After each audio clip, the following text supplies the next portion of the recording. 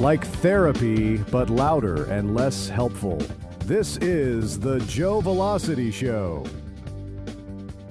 Welcome back again to the Joevelocity Show. I'm here again with Hakeem. I'm back. Yay! There we go. Gotta get your air horn. There we go, because I was about to try it again. It ain't work. Gotta get a few things in there too, right? Yeah, why not? Uh-huh. And also this. We like applause. Maybe some of this. It's probably what my brain will be doing after these conversations. Right. Actually, no, my brain usually does this whenever I listen to one of these conversations. Yeah. I hate you. I hate you so much. Aw. Well. Anyways, let's go ahead here. And without further ado, let's go ahead and get into the stories. Absolutely. So the first story is, am I the asshole for demanding my friend pay back the money I loaned her for her trip because she's now posting about a luxury vacation? Hell yeah. So last year, my friend Sarah needed $2,000 for an emergency, and I lent it to her because I wanted to help. She said she'd pay me back in 6 months. Well, it's been over a year, and I still haven't seen a dime. Every time I asked, she said she was tight on money and would pay me when she could. Then, out of nowhere, she posted about this crazy luxury Bali trip, fancy resorts, private villas, the whole deal. I was kind of shocked, like, if she could afford that, why no payment? I messaged her, kept it chill, and just said, hey, I see you're enjoying Bali. Can we talk about the $2,000 you owe me? Feels like I'm being taken for granted. She flipped, called me petty and jealous, said she had no right to say anything, and then blocked me. So am I the asshole for asking my money back when she's clearly spending it on luxury stuff? Of course. Well, no, you're not the asshole. Not at all. Get your money. But I will tell you, they tell you don't loan out money if you have any plans of getting it back. That's the whole entire thing I've learned, yeah. If you're going to loan out money, you need to loan it in the hopes that they give it back to you, but with the knowing that it's possible that it's not. Right. In this case, then I was kind of like, you know what? I mean, it's probably the only way I would loan out money is if it was a gift. You know, like, are we sure the money that we loaned her went to whatever emergency she went to, or are you assuming that because she's also on vacation that maybe that $2,000 did go to whatever she needed it for, and now allowed her to have a little extra to go on vacation or whatnot? It sounds like when it came time to pay the piper, she wasn't paying. However, the piper, you did specifically say you would give it back in 6 months, and it's been a year. So you can't be mad at me for asking for my money. Like when you said what you would do, and now you've not lived up to it. She was just waiting to have like an argument or something so that she could block her, so that she could use that as a way. Well, I blocked you, so I don't owe you nothing now. No, but you still owe me. I don't think it works that way. You know? And if your friend was smart enough, hopefully you put it at the very least, in a text. Right. That way you're going to have proof that this person said they were going to pay you back. The commenters, I think, agreed with us there, where it's just kind of like, yeah, not the asshole. Tell her if she doesn't pay you back in the next 2 weeks, you're taking her to the small claims court. And don't ever loan money again without a signed agreement. I hate what that's come to. It's just, I want to know what kind of friends you got that you could just loan $2,000 to, baby. I'm the type of friend, baby, I can only give you about 50. 50 about as much as I want to give out, in the hopes that I'm not going to get it back. Can I borrow $5 off you? 5 is too much. 5 is too much. Like, that always makes me laugh because that's like an ongoing joke on Snapchat. You know, it's kind of like whenever, like, do you ever see like those stories? He's always like, "Can I borrow $5 off you?" Like, I'm just saying, I don't know. Yes, 100% get your money. 2, don't loan the money back out no more. And 3, I guess you don't need to be friends with that person no more anyway. Let it go. Bye. Another person said, welcome, I've been there with family. I don't call them loans. I just say your one-time get money out of me event, this, and don't ask me again. I think it just made things easier. I expect them to pay me back, but I'm also not a payday loan. Then the third one goes on to say, I'll do one loan and never again until I'm paid back. I was treated as a gift in my head. So there aren't any hard feelings when it doesn't get paid back, but I only have one active loan with any given person. Yeah, if I'm being honest, I I am currently owed some money from a family member, but I'm not And tripping. and how long has it been? It's been over a year. It's probably been almost 2 years now. And have you brought it up with them? There's been no like deadline or anything like that. No, I'm Yeah. not gonna bring it up either because I already gave it out in the know that I may not get it back. So like, I'm not pressed about it. If it comes back to me, great. Yeah. And I will be grateful and thankful. But because of who the person is, I'm not gonna be petty or spiteful or anything about it. Now, if it was like a friend, somebody who like isn't like family, somebody I don't see as like a serious friend or anything like that, right? Then yeah, I'm probably gonna hound them for it a little bit. But I mean, so it kind of depends on the whole entire situation, then, right? Know that because I know that I'm owed money from said person, I just won't be loaning any money to that person again until you get your money back. Until I get the money back or not. But yeah, I'm usually, I mean, for a while there, I was kind of on the other side of the equation. I'm the one who needed the money, but I would never go to them there because, I never felt right taking money from other people, It's like, I'd rather go broke than take the money. It is rare that I ask anybody for anything. Yeah. Let alone some money.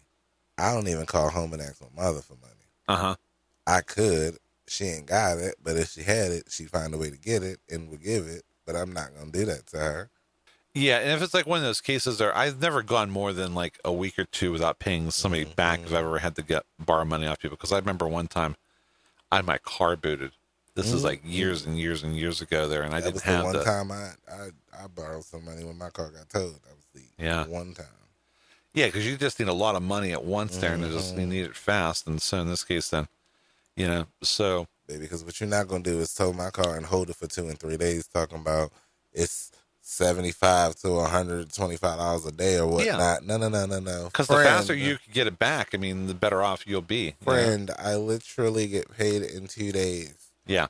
I'm going to need to borrow about $150 from you real quick. Let me go and grab this off of here. Let me borrow that, and I'll pay you back in 2 days with interest, Oh, no, that's nice of you. The interest part. Well, 2 days of interest is not going to be too much, but, it just, you said extra. Oh, you're just paying them back what you owe. You get interest. You get interest if I pay you back later than what I said I was going to pay you back. Okay, well, fair enough then, I guess, right? Yeah. But anyways, we're going to go ahead here and get on to the second story. So the second story is, am I the asshole for laughing at what my coworker said I thought was a joke? Myself and another manager, Joe, go figure, at our workplace, both of us approximately the same age and men, were talking with one of our employees, Ryan, about the plans for next week. Joe has a dry sense of humor and says a lot of jokes deadpan. As we were wrapping up, Joe told Ryan to do a task for him, and Ryan responded, "Sure." Joe then said with a straight face, "No, don't say sure, you say yes." I thought that was kind of a weird joke and laughed a little. Ryan just said yes and went about his day. After this, Joe asked me why I laughed, and I said I thought he was making a little joke about being picky with responses. Joe said it's not picky, explaining that I told him to do something as a command from his manager, not a request. By saying sure, he's treating it like as a request, and that he has discretion on his part. By saying yes, he's showing that he understands that he needs to follow orders. He then told me it was rude for me to laugh at what he said in front of our employee. I sort of see where he's coming from with that sure sounds more casual, but it seems super uptight on his part to react that way. I did not apologize for laughing at what he said, and I don't feel like I owe him one. Don't tell me I can't laugh. Because what I know is the way that you said that, what I wouldn't do is probably take that. I don't care how much I need this job or whatever. What you won't do is if I say sure, I'm going to do it, then yes, I will get around to it. If it's something that you need me to do right now, just tell me that it's urgent. You don't have to demand that I say yes. I could say yes and still take my time. Right? Or still not do it, even if you said yes. Yeah. Now, is this somebody that maybe doesn't like taking direction from you or something?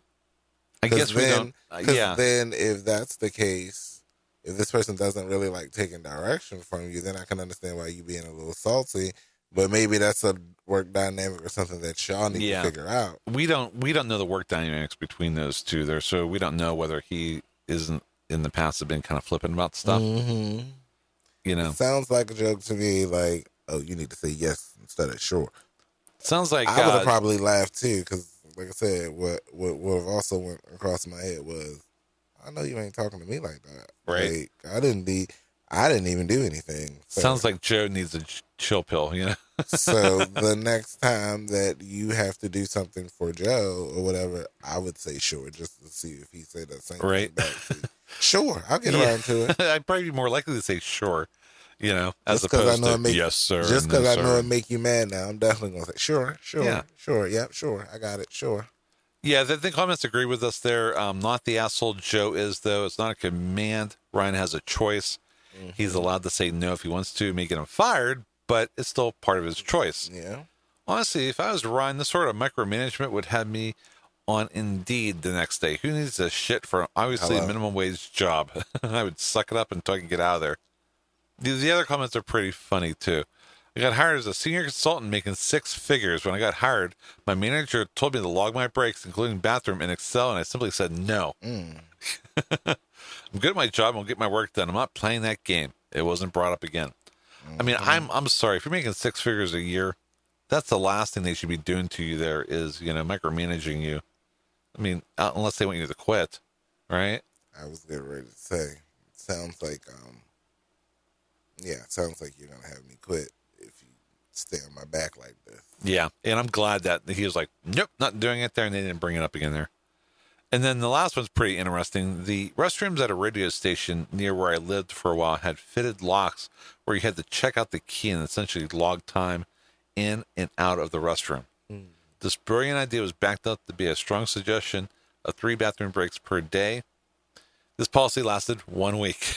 I was just saying, how are you going to tell me how many times I can go to the bathroom? Right? Until the female DJ from the AM crew brought it up in a discrimination lawsuit that, you know, as she was pregnant. The legal team for that corporation did a facepalm, fired a manager, and the locks and logs came off the bathrooms for everyone. Best part, pregnant DJ spilled the beans on the air because she just didn't give a fuck. Mm-hmm. I mean, having worked in media myself, yeah, I mean, that sounds something stupid they would do there, you know, because it was just kind of like, okay, you know, why are you trying to get your employees to hate you, you know? What purpose does that have there? You know, if you're trying to get them to work more, demeaning them and making them feel less than human, I don't think is the way to do it. Not at all. So, but anywho. That's gross. Yes. Anywho, I guess we're coming up towards break time. So we're going to go ahead here and we're going to take a break and we'll be right back with more of the Joevelocity Show after this. You could listen to a station that plays the same 6 songs on repeat. Or you could try Joevelocity FM, the home of rock, pop, alternative, and new wave, curated by someone who doesn't hate you. No talk radio, no wacky morning crew, just non-stop music and unapologetic attitude. We're Joevelocity FM, always in motion, like your caffeine withdrawal, but way more fun. Click, stream, regret nothing. JoeVelocityFM.com. If ensuring speed and security for your sites is really a top priority for you, then search no further than Voxonix's shared website hosting plans. They use SSD-powered servers and provide numerous site acceleration tools that make your websites load noticeably faster. Additionally, they deploy ZFS data storage to shield your website contents from corruption. Also, they will manage the task of migrating all the websites you need to their system, absolutely free of cost. Get started now by going to Voxonix.com. That's VOXONX.com. And welcome back to the Joevelocity Show. The dulcet son. We're back, eh? Yep. Anyways, we're going to go ahead here and get on to the third story. Am I the asshole because I stopped answering the phone? This kind of reminds me of the first story that we ever did. But anyways, we'll go ahead here and read this one. I, 45 female, have been friends with someone who's also 45 female for over 30 years. We've been through a lot together and I used to value our connection deeply, but over the past 5 or so years, things have shifted and not in a healthy way. So she only communicates by phone. I don't mean quick catch-ups. I mean hours-long calls that feel more like emotional baggage situations. Every time I see her name pop up on the screen, I get a sinking feeling. I dread picking up. But if I ignore her, she keeps calling or leaves long voicemails asking if I'm mad at her. The content of her calls is always almost the same. How other people have wronged her, how unfair life is, how she's struggling. I've tried to be a supportive friend, but there's no balance. It's never a two-way conversation. There's never a genuine interest in how I'm doing, just a one-way emotional unload. It's reached a point where she's sobbed uncontrollably on the phone, begging me to leave my husband and come live with her because she doesn't want to be alone. And for some ungodly reason, thought I would actually agree to divorce my husband in 12 years. I know how that sounds, so crazy, wild, and honestly a little unhinged. I try to set boundaries gently, steering the conversation towards healthier topics, and even take a long pauses in communication. Nothing changes. I repeatedly suggested to her that seek professional help. Therapy. I've gone to therapy for years now, and how it's helped my relationships, mental wellness, etc., but she flatly tells me she doesn't want to. I should also add that we do not live remotely close to each other, so we don't get the chance to spend your typical girlfriend time together. For a little more context, when we both attended a mutual friend's baby shower recently, she is noticeably clingy to me. She was insistent on going to the bathroom with me, and even stepping out to my car for a brief moment put her in a strange panic, looking to me to the point that other friends noticed her odd behavior and asked me about it. I said I just didn't notice it when I actually was feeling very uncomfortable the entire time. I realize this may sound like I'm adding to the story. I can assume I'm toning this down. What has transpired over the past few years, I could write novels about similar disturbing behavior, and the phone calls, oh my God, this post is already too long. I feel drained, emotionally spent, and guilty all at once. She's not a bad person. She's just stuck. So am I the asshole for not answering her calls? Yes. No, I don't think she's the asshole for not answering the calls. Yes, you are. Yes, you are. Why? You are the asshole for not answering her calls because that is your friend, and your friend just wants to hear from you. And unfortunately, your friend just doesn't have anything nice, lighthearted to talk about. It's always something heavy and serious, and that's just the type of friend she is. I disagree with you there, and I'll read the first comment, and we'll go from there. You're not her free therapist. You're not her free trauma dumping recipient. I was going to say the same thing. You can done what you can by suggesting she seek professional help. Now it's time for you to take care of your own mental health by disengaging. I mean, all right, fine. Yes, you are not the asshole. I mean, truthfully. But you just need to set up some boundaries and let her know, like, look, I can't be this emotional support for you right now. This needs to be a give and take. Ever. Yeah, this needs to be an entire give and take situation. This can't be, you're just going to talk and talk and talk and there'll be a wall. And it's always going to be about, the same shit over and over and over again. Like I said, this kind of reminds me of that first story that we talked about in the first show. Yeah, it's very similar to that there. It's just kind of like, it seems like a lot of these people are just kind of like, they're so in their head that they can't see past themselves, and realize other people have issues and feelings too that they want to talk about, but they can't get a word in edgewise, I mean, has their relationship always been that type of way? Because if that's the case, then that's just the type just the type of relationship y'all have brought to the table, and now you realize it does not work for you anymore. It seems like in the past 5 years, from what they said in the story here, is that it's been going downhill. And I've seen that with other people that I know there, where it's kind of like, you could just be outgrowing your friend. That's all. Yeah. I think sometimes, sometimes it comes to a natural conclusion, and maybe that's it. 30 years is a long time. I can understand why not wanting to throw that away and whatnot. Yeah. But I think the second comment kind of gives us some clarification here. Not only are you not the asshole, this might be a relationship that you might want to end completely. Asking you to leave your husband. Remember that.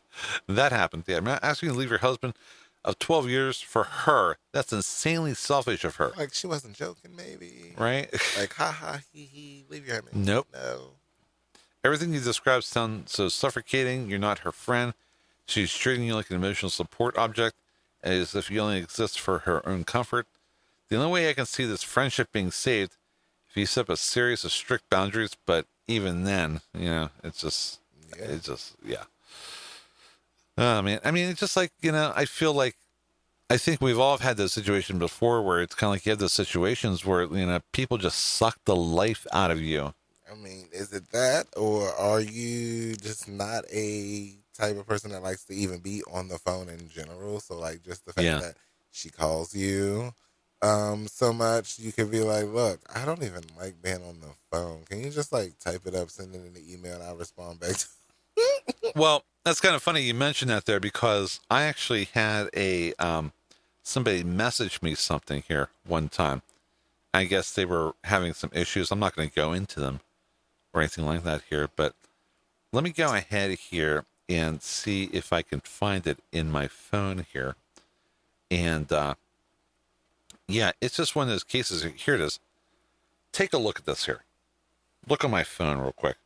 Oh yeah, no, don't look how long this message is. Don't send me a dissertation. And I'm reading through it backwards. Okay, and this is another message.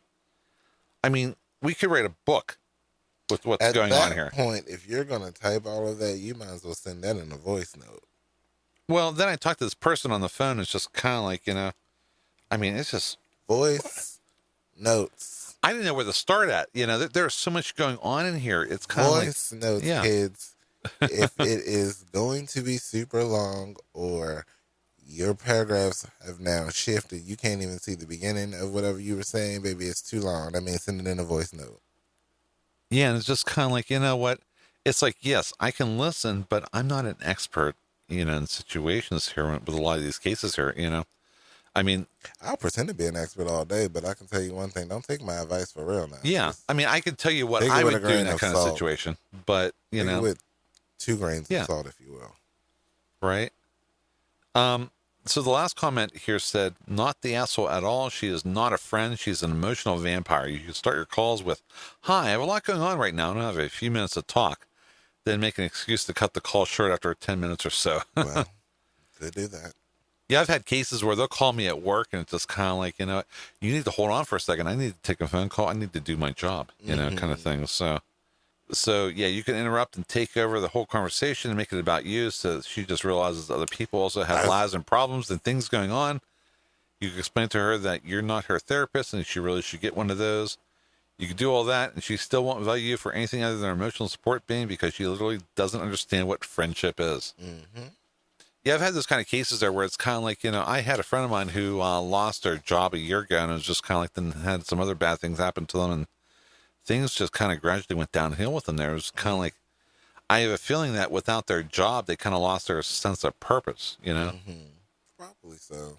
And thus, in that case, there, I think basically what I witnessed over the next year was kind of like an unraveling of their self, So it's one of those things there where, unfortunately, I think this happens to good people sometimes there, I mean, and this is not the only friend. I was talking about that big, long message. I think it happened to my other friend there. They seem like they had it pretty well together there, but it just seems like certain events just cause kind of things to unravel. And it's kind of like in those cases there, I think therapy would be really good. Life is life. And okay, let me tell you, therapy is probably what a lot of us need. Yet again, at least you need an outside source, somebody to talk to.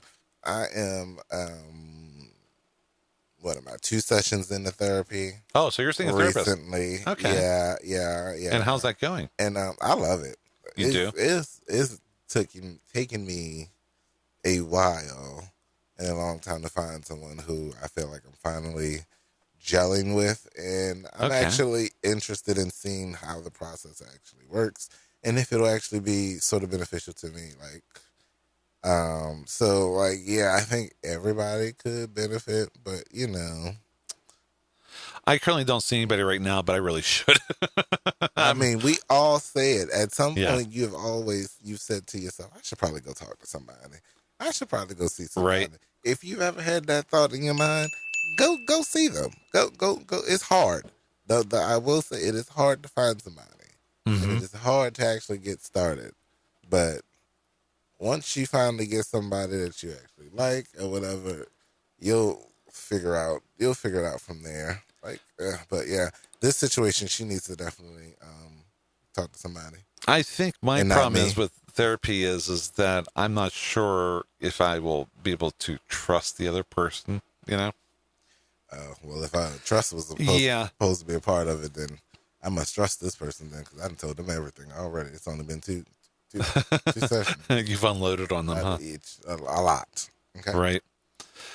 Yeah, it's also one of those things there too. It's kind of like, I've kind of had the bond with somebody first. It's kind of like, I don't know, maybe it's just the way I am. Maybe because I'm demisexual, which means I only like fall in love with people that I have a close emotional connection with, kind of thing. So, but yeah, it's one of those cases there too, with even the type of relationship I would have with a therapist there.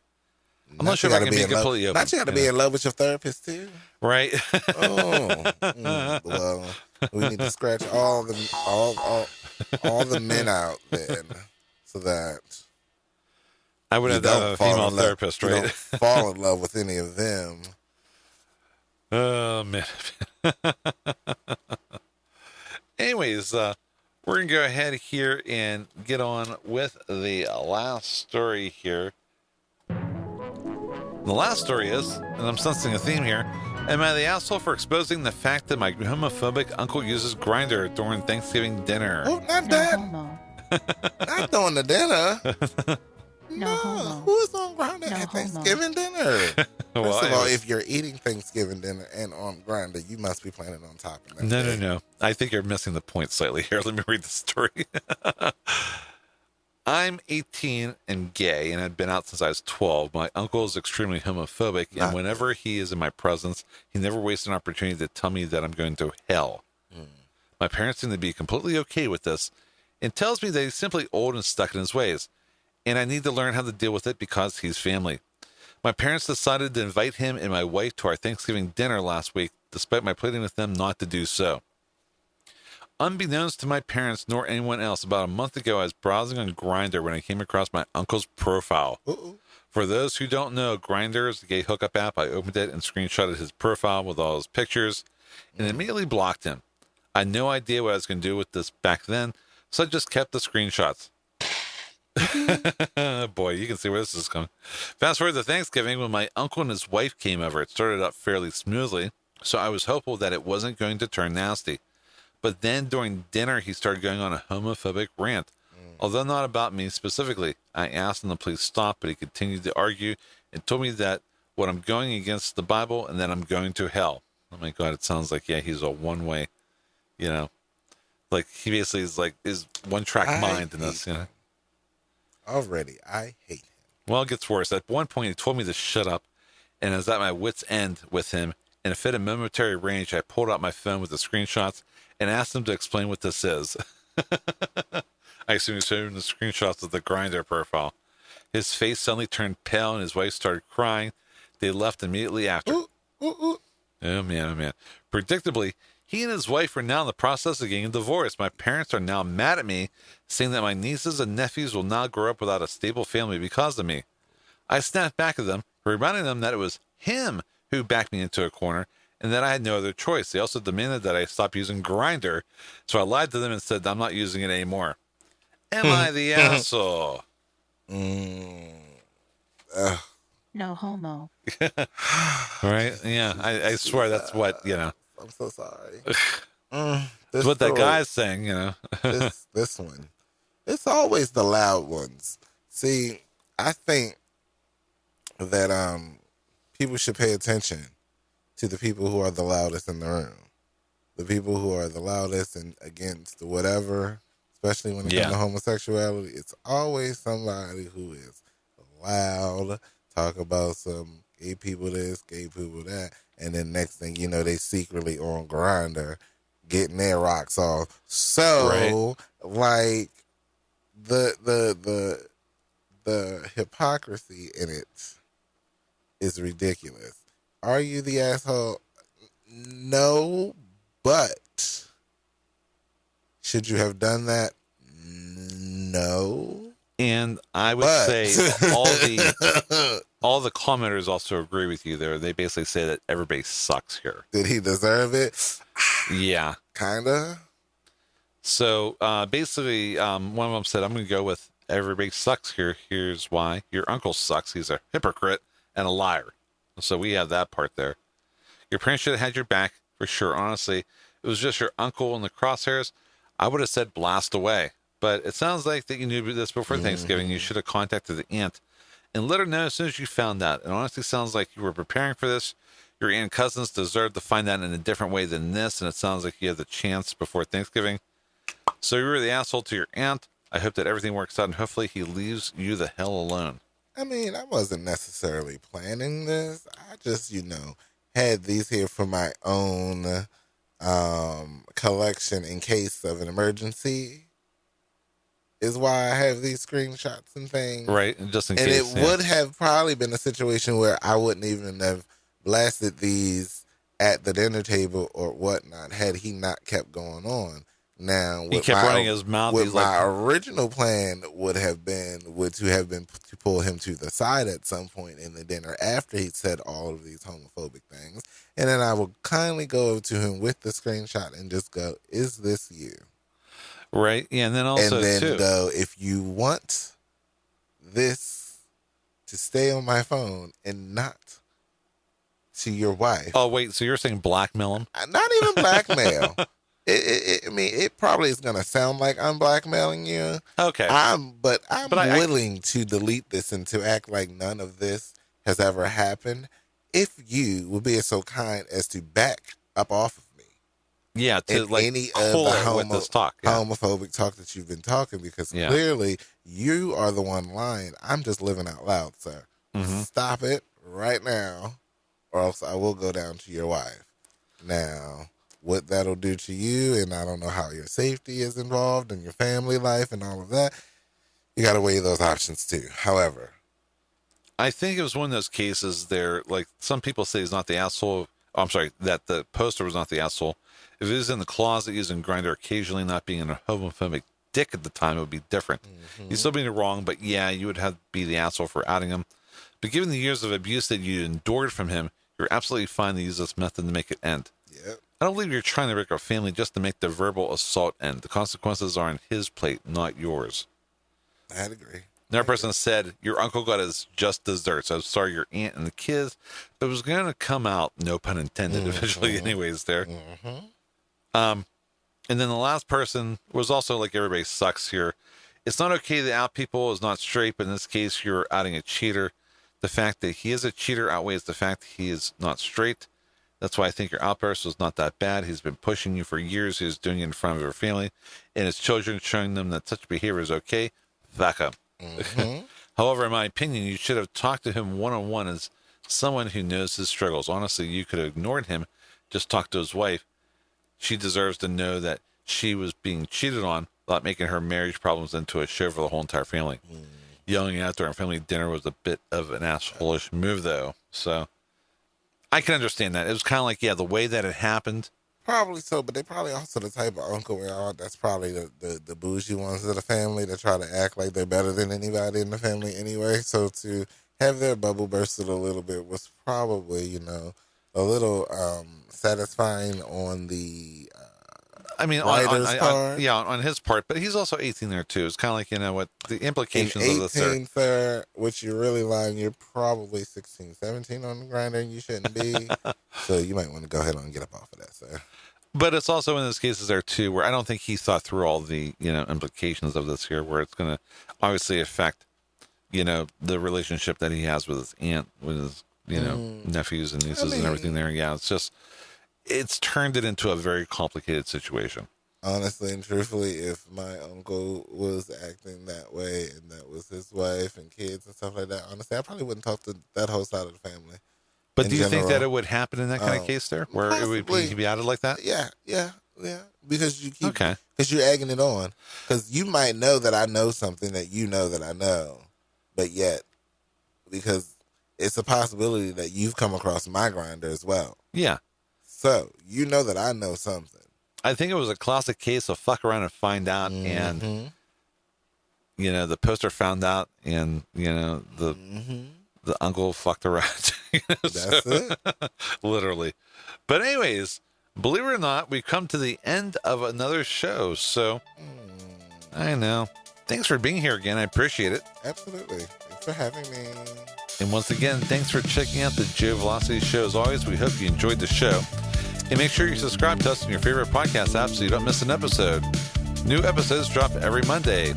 For access to our websites, visit us at Joevelocity.com. Thanks for listening, and we'll see you next week. Have a good one. Bye.